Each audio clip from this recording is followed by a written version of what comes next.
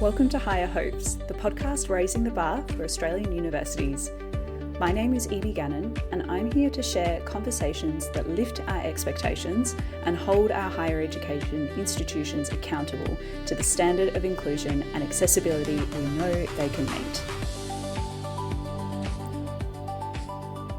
So today, we're diving into something that I think is long overdue in Australian higher education, looking at moving beyond tokenistic gestures and towards genuine First Nations leadership, embedding knowledge systems that could really transform how our universities operate.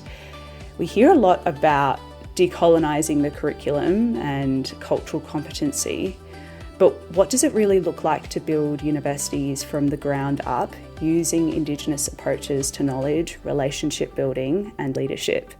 And why does our current approach of trying to squeeze Indigenous perspectives into colonial structures keep failing both our institutions and our communities? My guest today is Dr Tracy Woodroffe, and we're going to unpack and explore these questions together. Dr Tracy Woodroffe is a senior lecturer and researcher in the Faculty of Arts and Society at Charles Darwin University.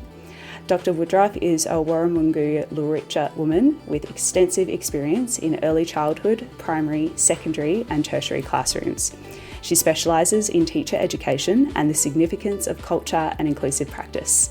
Her interests are educational pedagogy, identity, perspective, cultural responsiveness and equity. Dr Woodroffe's work includes examining the Australian education system. She was the recipient of Vice-Chancellor's Academic Awards for Research and Innovation, earning the First Nations Research and Innovation Award in 2023, and Teaching Excellence, earning the First Nations Teaching Excellence Award in 2022. Tracy, welcome to Higher Hopes. Evie, thanks for having me.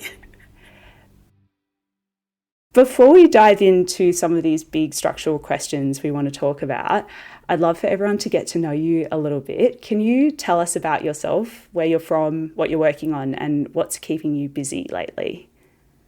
Yeah, so I'm a Darwin girl. I was born in Darwin, grew up most of my life in Darwin. My father is Indigenous and my mother is non-Indigenous. So I've also spent some time with my non-Indigenous family down the East Coast when I was younger. And I have been fortunate in that I feel like I understand the world from two different positions. So I don't lose my indigeneity when I'm trying to understand it differently, but I can see how other people have treated me in my life.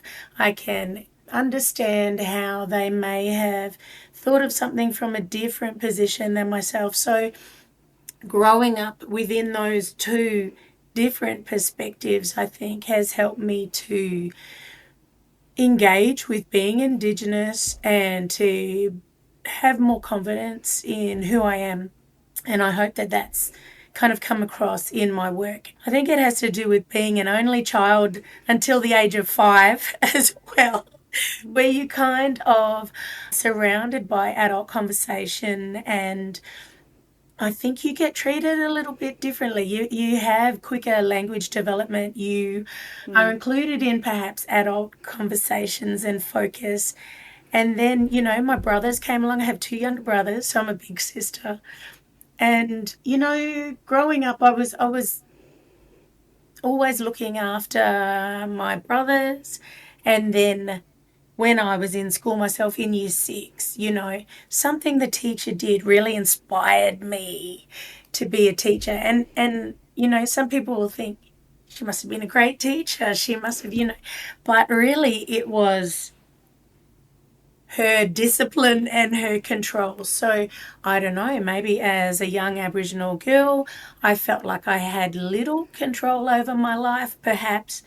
And I really wanted to do that thing that I saw that teacher do, where she had the clear boundaries, she had control of what was happening with the students in the class, and it just seemed to me like that's what I'm going to do. So I don't know, maybe the young control freak in me decided I was going to be a teacher, and take control of my life, perhaps. I don't know. But yeah, so I had that focus. From year six, I went home. I said to Dad, "Look, Dad, I'm going to be a teacher," And he always said to me, "That's great. You do that." And my parents are always wonderful, supportive people who, always believed that I was going to be a teacher too, which helped, I suppose. And by the time I finished compulsory schooling, so year 12, I still enjoyed school. I enjoyed being at school.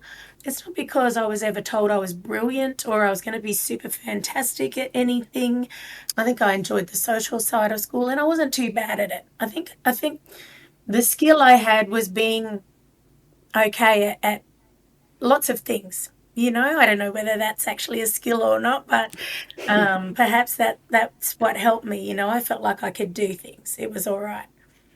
And then I went and enrolled in university straight after school and was lucky enough to get into the teaching course. And it's all history from there. But I have absolutely loved being a teacher. I love working with students. I love seeing the evidence of them learning something. You have to have a passion, I think, in the profession that you choose. And then you see where it leads you next, because the passion of teaching and understanding the fairness for students within that education system and seeing a lack of it really drove me to do something differently. And so I moved sideways out of working with the Department of Education, after 23 years or so, with being a teacher, being a senior teacher, a specialist teacher in behaviour management, being like supervising other staff, being their senior to come to, and helping to lead different things within schools like accelerated literacy. I started to think that something wasn't right within the system. And the focus that really sort of gave me a bit of a shove was when I was a specialist teacher for behaviour management. So behaviour management came easily to me. And I think it was because I had the experience of being a relief teacher first, building up that quick rapport when you change, from one class to the next as a relief teacher. And of course, students loving to give the relief teacher a hard time. So you have to be able to quickly take a group of students, build the trust and respect with them, and to have that classroom management. Behaviour management's part of that classroom management. But to be able to encourage and to help students along the way, and to know that you're a confident operator as an educator. And in my role as a specialist teacher in a middle school setting, it started to be obvious to me that teachers were not taking advantage of the gift that students were giving them. So students were giving them the gift of challenging behaviour so teachers could develop their practice and be better teachers because they knew how to work this behaviour management thing, by caring for students, engaging students. But in my role as this behaviour management specialist, I was in charge of a hub of classrooms, which were the engagement hub. At the time, I really thought it was a pity that teachers were missing out on this accountability of working on their own skills and strategies as a teacher, and that it was too easy for them to move the students out, and that, the students must have a stigma too if they can't seem to fit within this expected mainstream classroom, and it's too easy for the teacher to get rid of them, to move them aside.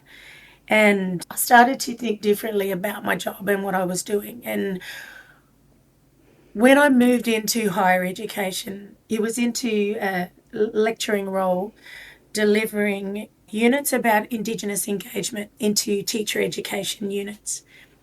So it was something that was needed. And as soon as you get into the higher ed space, I had my master's already, but there was an expectation that I would quickly do my PhD. And because of my experiences as a teacher, as an educator, As someone who felt like there was an inequity in the education space, it was very easy for me to choose a topic to research. So my PhD was around the importance of including Indigenous knowledge in pre-service teacher education. So how to better prepare teachers for working with Indigenous students in classrooms. That was the crux of it. And that's where I am today.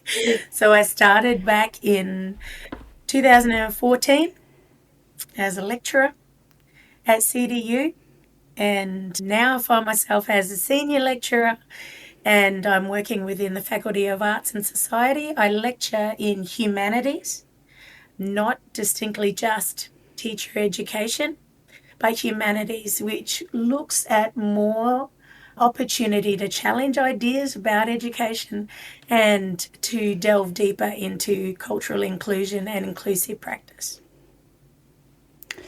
I'm so glad that you started off with kind of your journey from school, because I think that those experiences when we're really small really shape our careers and our view of the world. And I love your framing of the gift of students giving teachers a challenge. I was certainly that challenging student, little young ADHD kid in the classroom with kind of poor impulse control, and certainly presenting some of those challenges to teachers, particularly in the classroom sizes that we had in my primary school. And I definitely think being okay at lots of things is a skill set.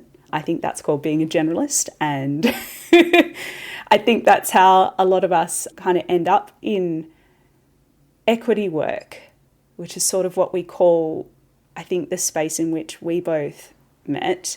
We originally met at the Australian Centre for Student Equity and Success Symposium, I think last year. Time is passing weirdly, it might have been 2 years ago.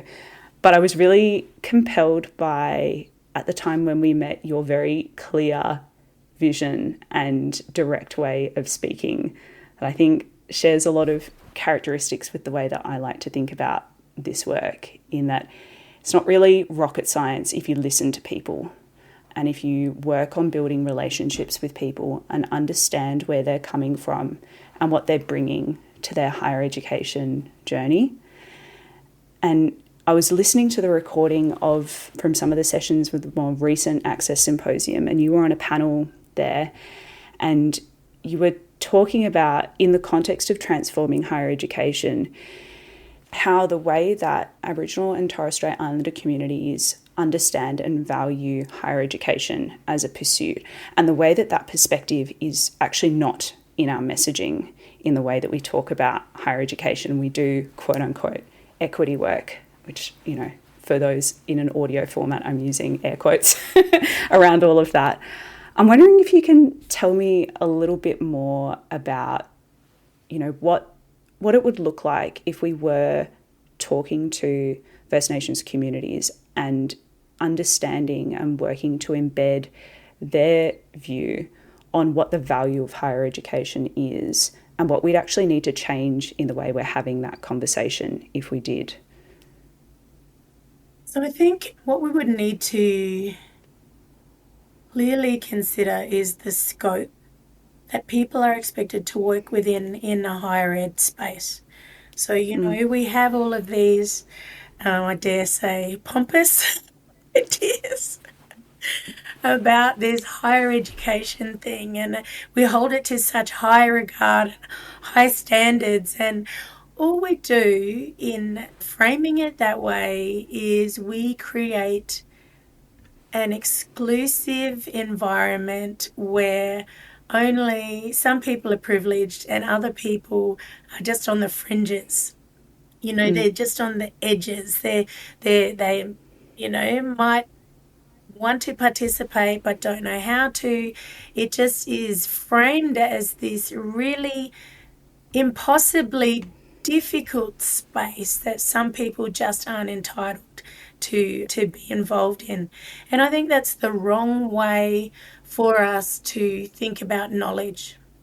And seriously, if we're about expanding knowledge in different fields, in different spaces, we need to be more open in accepting or understanding broader definitions of people's knowledge and of engagement with education. So, we often have this, it's like westernized education systems are at this opposite end of a scale, perhaps, to an Indigenous knowledge system or a different knowledge system in the world. And it's like people set them up to be opposed to each other.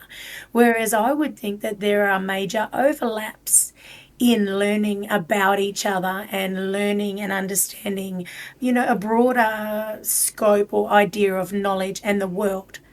And I don't understand why, in this distinguished institutional kind of space that we're involved in, why people would want such a limited view and such a limited scope and understanding of the world. Maybe back in the Age of Enlightenment and those times where we were trying to get away from the control of the church and the idea that the church's beliefs were a way of controlling people, right? So we're trying to move away from that into this more scientific way of thinking about the world.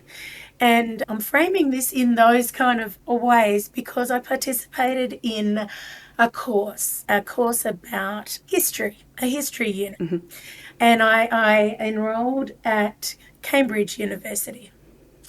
But it was like a continuing education unit, something that goes for 6 months, whatever. And you get a certificate at the end, certificate in history.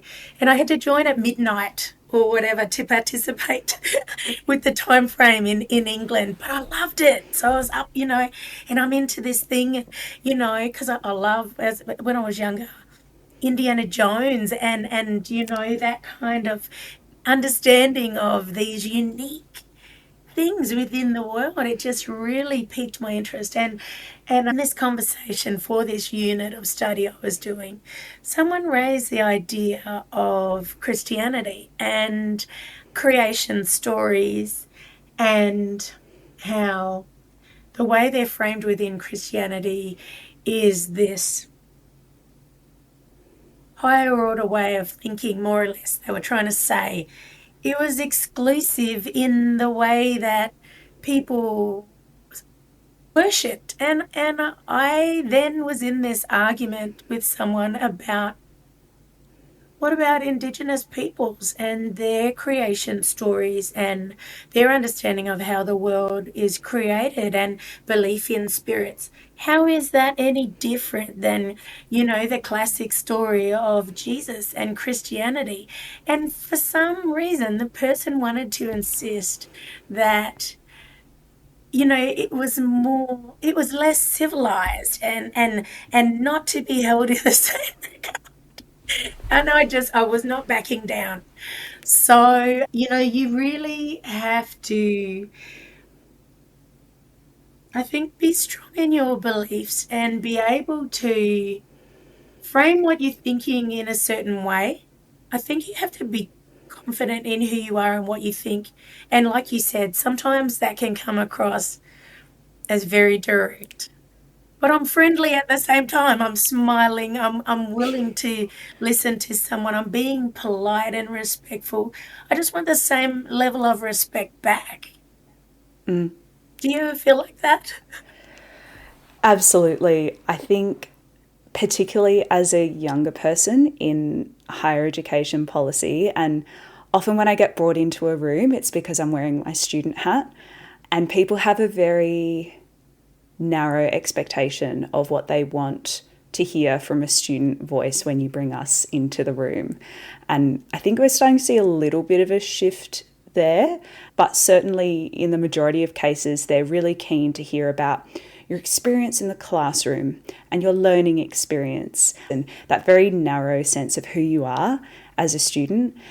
And then they're less interested in you looking at systems, they're less interested in you unpacking culture, and they're less interested in your critical analysis. And so when you start to bring those lenses, which traditionally it's those of us who are from communities and identity groups that have not been well represented in the academy, when we bring that perspective in, people think, oh, that's a bit direct, it's a bit blunt, we're not ready to hear that, and we certainly are not ready to hear it from a student. And I think the relationships that I've built in the sector so far, the lasting ones, are people who can see past the communication difference there, or like see exactly what you've said, which is I'm here and I'm smiling and I want to engage with you and I want to talk about it, and we might not agree by the end of the conversation, but I want to have it regardless. It can be especially challenging when you're looking at like big entrenched systems that have been operating like that for a long time, and you're trying to get people to maybe see it from your perspective or think differently. And I think those different perspectives, they offer kind of fundamental questions about how we make decisions and whose voices get heard, and what knowledge systems, for example, as you were talking about, which ones we choose to elevate and which ones we choose to see as niche or an add-on as opposed to foundational to the way that we're understanding something. As you were talking about seeing the sort of empirical scientific tradition as default, and then extra knowledge systems that we bolt on the side, I was thinking about a former university that I used to study at. We added in our First Nations graduate attribute, where in that very niche stream, graduates would come out understanding everything about, First Nations culture and experience, but only in that very narrow stream. And I look at a lot of units that I've studied, that I look at, that I've learned about, that I've heard from other students. There's the 1 week where we look at Indigenous perspectives on whatever it happens to be. I'm interested in your view on how you see embedding of First Nations knowledges in curricula at the moment, and whether or not you think it's consistent with where we should be going. Like, we're still doing this kind of segmentation, seeing these as two different dual opposing forces rather than embedding throughout our conversations. I'm interested in your reflections on where we are and where you think we could be in learning design there. Okay, so I'm going to start with identity, because the foundation to what we're going to talk about next is the fundamental understanding that an Indigenous person brings into the world with them. So their own worldview and their own perspective. So as an Aboriginal person, my identity is made up of my cultural knowledge, my indigeneity that I'm born with, the knowledge that I've learnt from other Aboriginal people within my close family. So my grandmother especially, my dad, my cousins, my uncles and aunties, everyone else that I've been surrounded by from birth and have helped me to have this understanding of the world in a certain way. But it also includes external influences. So, other people outside of my family, what they've said, what they've done as I've grown up, how I've been treated within the education system, how I've been treated by other people. So all of those things that have helped me create my own self-identity as an Indigenous person help me to understand the world or to understand something from a certain perspective. So unless you have those elements, you cannot have an Indigenous perspective. So Indigenous perspectives are owned only by Indigenous people, okay? So I can explain something to you from my perspective. You can't have the same perspective as me, but you can try and empathize and understand how I might feel differently and why I might feel differently about something. And you can give space for that to be heard or seen within whatever activity we're doing. But you can't talk as an Indigenous person. You can't say what my worldview might be, because you're guessing unless you're me. You know how I think and feel and understand the world implicitly. Okay, so for starters, it's not that Indigenous people expect non-Indigenous people to know Indigenous knowledge. We just expect other people to acknowledge that there is a different way of understanding the world And if we give this Indigenous knowledge, our intrinsic indigeneity, to non-Indigenous people, they can't claim it. Like, we can't give it away, because then there's no need for us, okay? Indigenous knowledge and Indigenous perspectives have to be the property of Indigenous people. The ownership is there. And it can't just be taken sideways by someone else. And that's what's wrong in the system, okay? So many people think that if they're non-Indigenous, and it's a majority of people, because, you know, Indigenous people are a minority in the space. So the majority of people who think they're delivering Indigenous content as Indigenous knowledge, they're not. They're not delivering Indigenous knowledge. They might be delivering an Indigenous content of something, some Indigenous content within their course. They may even be trying to deliver it in a way that best suits their Indigenous students. So they might be trying to deliver it in Indigenous pedagogical approach, but they're not the owners of the knowledge. They're not delivering it in a way that an Indigenous person would, with the same perspective and understanding and emphasis that an Indigenous person would place on it. That's the shame within what we do, okay? Because where are the Indigenous people in academia? Where are they? They get burnt out. You get burnt out. You get unappreciated. You get treated as this token, trotted out every time people want to do some kind of welcome to country.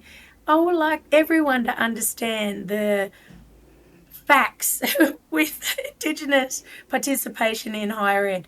For example, if I'm not from that country, I can't deliver a welcome to country either. And anyone within the group can deliver the acknowledgement. Asking me to deliver the acknowledgement is offensive to me. You do it. You can do it. We're on the same level. If we're not the traditional owners from this place, none of us can say welcome to country, you know. But all of us can be in this reconciliation space where someone will take on the acknowledgement responsibility, and it doesn't have to be the Indigenous person. Reconciliation of Australia is not an Indigenous responsibility.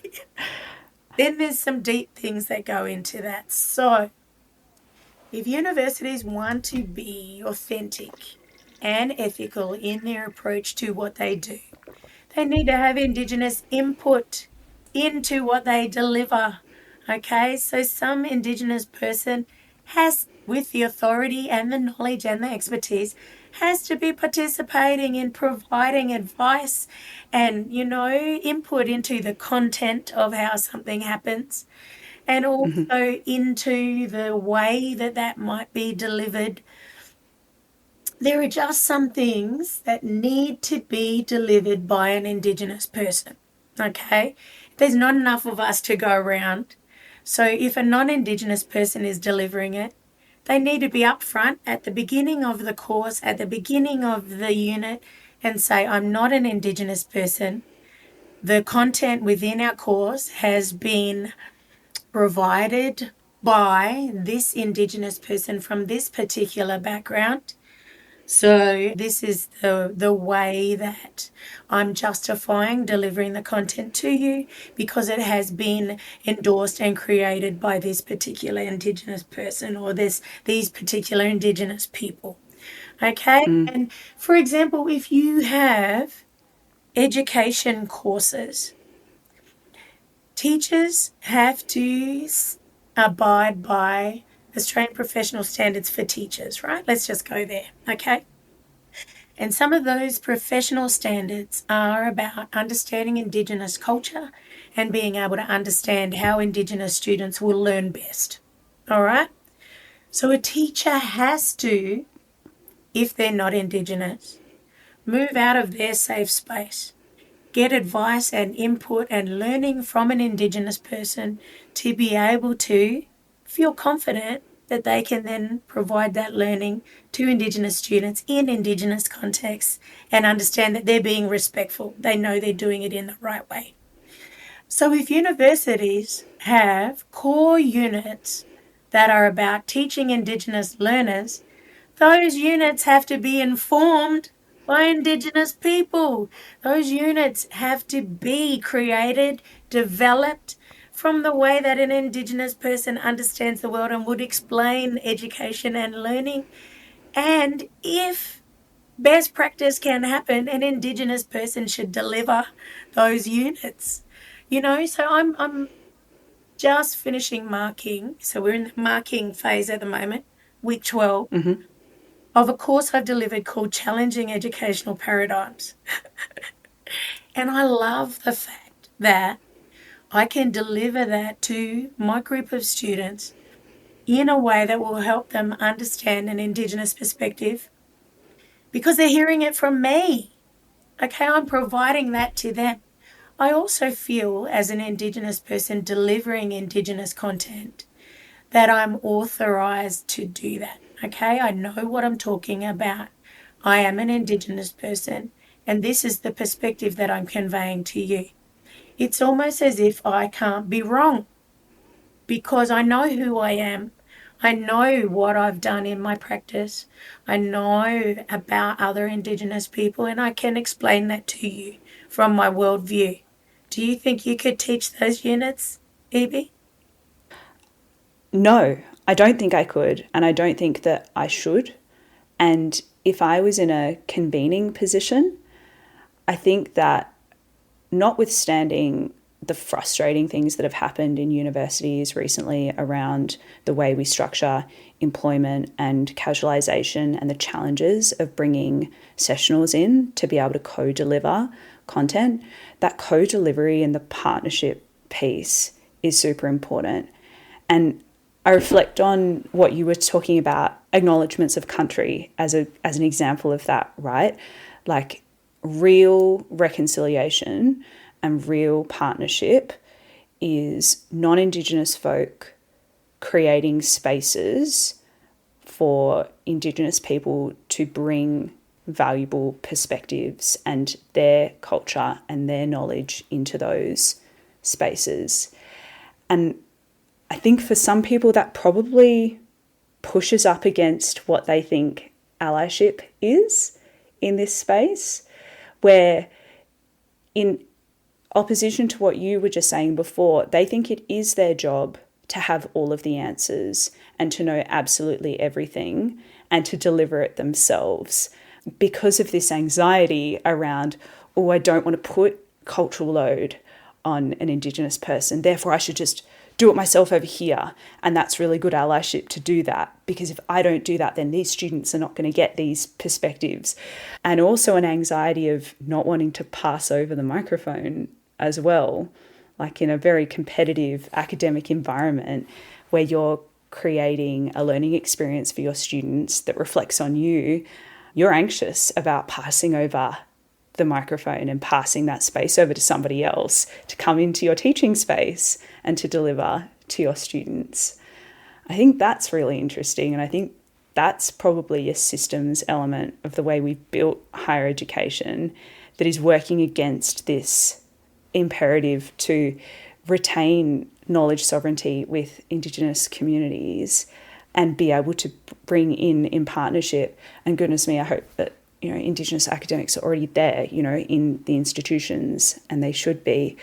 But I can certainly empathise, from my perspective in the disability community about the importance and the value of that content being delivered from a position of lived experience and holding that knowledge and perspective yourself. We get so much of that in disability studies and disability education, where non-disabled people or non-disabled parents of disabled children come in and they speak for us. They say they've done their reading and they've done their consultation or their engagement, and they sent one email to one advocate to just say, oh, can you just have a quick review of this lesson plan? I've had that. I've had a few of those come to me, and they're either unpaid or the timeline is really unrealistic. And I need to think about it. And I don't represent my whole community. I don't represent the whole disability community. I don't represent the whole queer community. I represent me, and my experience of life can inform some parts of those, learning outcomes that you might want to be delivering to your students. But unfortunately, this can't just be a tick box one-off. I'll just import that module from here to here and get someone to look over it and tick it off. Like, it has to be relational, ongoing work that we do over time. When you're mentioning that, I'm thinking of two different things. So first, I'm thinking of the competition that you mentioned, and I think that it's really sad that there are so few Indigenous academics in higher ed, for starters. But the sad thing also is that the few Indigenous academics who are held in high regard in positions like PVCILs are given such a huge task to try and overcome whatever challenges the university might be facing within that cultural space, with so few Indigenous staff to be able to work with on that. It's almost as if they're isolated. I don't know how to explain it, but I would love to see lots of Indigenous people acknowledged for their expertise, employed in a range of highly regarded positions that don't have the tag Indigenous on it. So someone's an expert in engineering, an expert in, architecture, whatever, and it's reached the point where we are so included and embedded in everything that there's no need to tack Indigenous on what you do, because whether people think about it or not, there's still that stigma attached as if you're somehow less knowledgeable or less capable if you're Indigenous. Like, surely you're the DEI pick, you know what I mean? But how many staff actually work at your university, and what would they say about their experience of being a staff member there? Have they been encouraged and promoted? Is there a chance to be, treated equally when you're going for a position that doesn't necessarily have Indigenous in the title?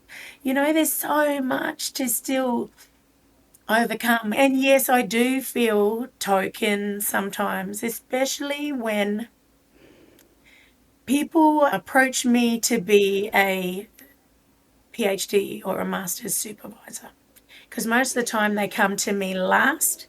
They've already got the rest of their panel sorted. I'm just the tack-on associate that's the Indigenous expert because they picked an Indigenous topic that they're going to study. I hate that. I hate that with absolute passion, because it's so offensive that they didn't pick me first to approach as an expert in that space. Don't you have a clue about how that might feel for me as an Indigenous person who is actually an expert in education and pedagogy and teacher education, minus the Indigenous tack that people have decided to attach to me since I came to work in higher ed? As a teacher in the education department, I was never an Indigenous teacher teaching just Indigenous classes of Indigenous people in Indigenous schools. I was in an urban school with all sorts of kids, expected to be an expert at that. Someone should stop and think about labels and how that then impacts on how people are treated within higher ed. I feel that so deeply in my own experience. I see it happening, and from a disability perspective, it has happened to me. Not to suggest that all of the experiences are the same, but I can empathize in that I'm often brought into rooms to be the disability perspective and to talk from my lived experience. But also, I want to talk about the review of the TEXA Act. I can talk about governance. I understand how policy works. And I'll often bring a disability lens to that because that's just who I am and that's my experience.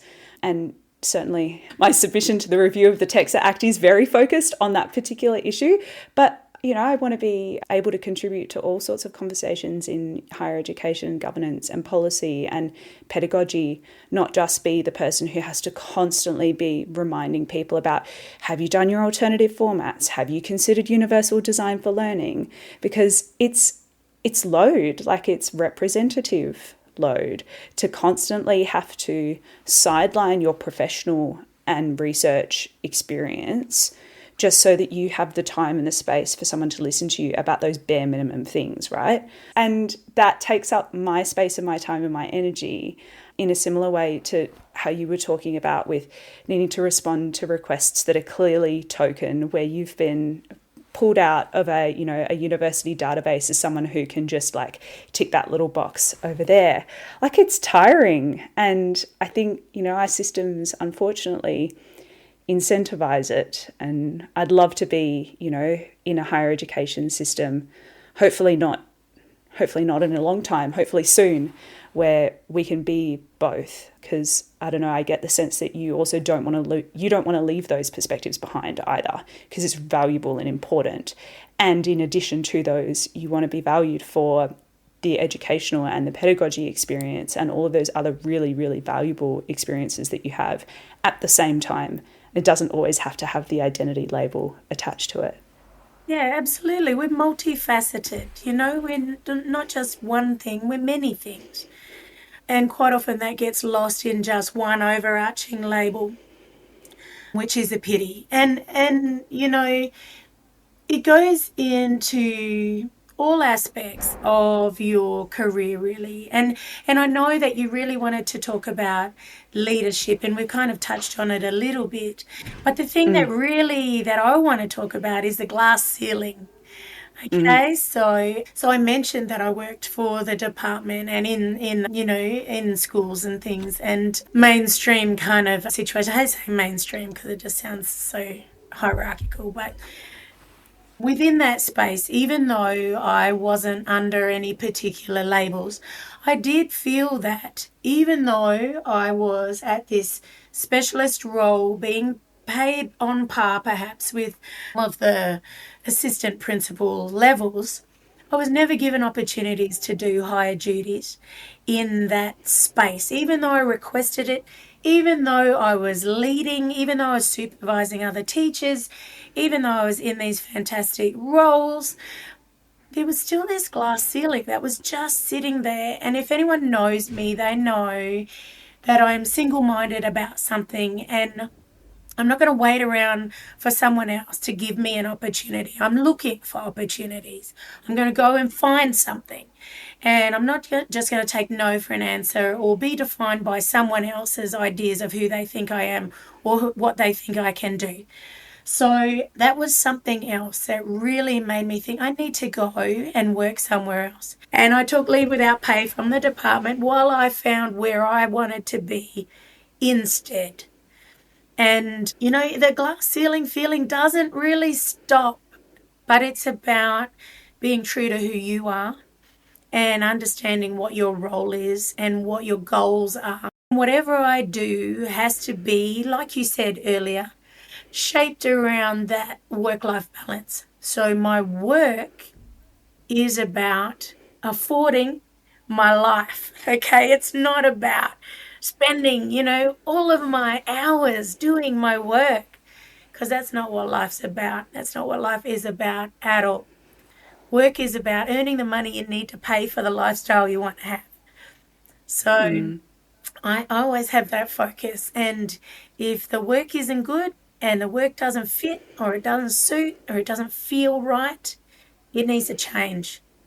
Tracy's written an awesome paper that I found really informative and helpful as I was starting to think about my PhD around what level of vigilance is required when we're looking at work-life balance, especially when we're operating in spaces where identity is explicitly relevant. It's always implicitly relevant in every space, but explicitly when your work is connected to your lived experience. And I'll put a link to that in the show notes. But I think trying to bring this around to what I really want to create in this work, which is a sense of hope and solutions, I want to ask you what work is happening and what progress is happening that's making you feel hopeful for our sector, that we're moving in the right direction, something that's making you feel hopeful this week, this month, or right now. I think from everything that we've discussed today, Evie, I think the point to take away is that there's huge potential for improvement. So there's so much for us to be able to think about and do better. And I think that is positive. I personally don't like someone to just lump me with a problem. I love it when people have, ideas for a solution or something. How can we work in a way that's moving forward? Thank you so much, Tracy, for sharing your immense expertise and for being really open to talk about, things that are a bit challenging. And I like to, as you know, push up against some of the things that, our fearless sector leaders sort of suggest are our priorities. I think this is a huge one. And I think that more conversations where we can kind of step through what partnership looks like and empathise with each other's experiences. Like, I'm never going to know what it's like to be an Indigenous person, but based on what I hear from people like you in the sector who've done amazing work speaking about your experiences and many others, I can think about how that relates to my own experiences and learn from that and continue to look for other ways to improve my knowledge and create space. And I think there's lots of opportunities to do that. And as we finish off today, I want to challenge listeners to think about what in your systems that you own or that you have influence on gets in the way of doing quality collaboration, of centering Indigenous perspectives and Indigenous people in presenting those perspectives. Like, what is it about changes to recent conditions around short-term contracts in academia, for example, that makes that really hard to do? It's great that we can reduce casualisation in our sector, but what it means is it's really difficult to do engagements across institutions where people can bring in the knowledge that they have when they might not have the opportunity to be employed in a permanent way, for example. What is it in the way that we structure expectations around curriculum? If there's an expectation to have one Indigenous week or one First Nations unit in your curriculum, like, what is that incentivising in not doing that all the time? And when we just tokenize it into one period. Do you have any other questions you want to pose to people or reflections you'd like people to have or make? I would just like to say, it's really important to probably just put your head up for a second and have a look around. How many Indigenous people are actually at your institution? How many are in the lecturing or leadership roles that you see around you? How many students are there? Do you understand what an Indigenous perspective might be? Yeah. Where do you fit within this space? I think it's important for people to just take a second and think about that.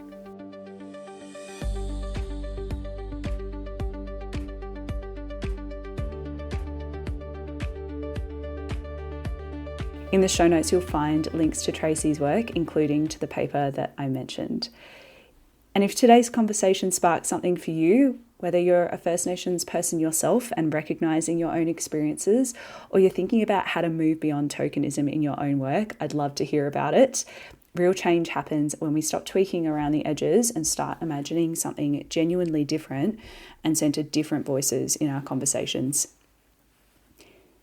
If you believe Australian universities can do better, I want to hear from you. Head to higherhopespod.com or follow us on LinkedIn and Instagram. And if you're keen to back this project, please head over to Higher Hopes by E.B. Gannon on Substack, which you can find via higherhopes.com. For only $5 a month, you can help cover the costs of hosting and distributing these important conversations and also have impact into the topics we prioritise and the questions I pose to our guests.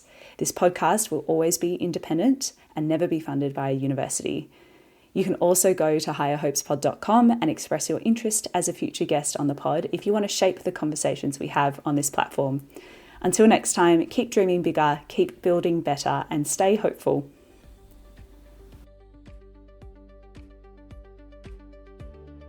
The Higher Hopes podcast is produced on the traditional lands of the Ngunnawal and Ngambri peoples. I pay my respects to elders past and present, as well as any Aboriginal or Torres Strait Islander people listening today. Sovereignty was never ceded, and this acknowledgement extends to wherever you are listening from. I encourage you to learn about the traditional custodians of your own country. It's our job to support First Nations perspectives and knowledge in the higher education sector, as Aboriginal and Torres Strait Islander people are the original teachers, learners and researchers on this land.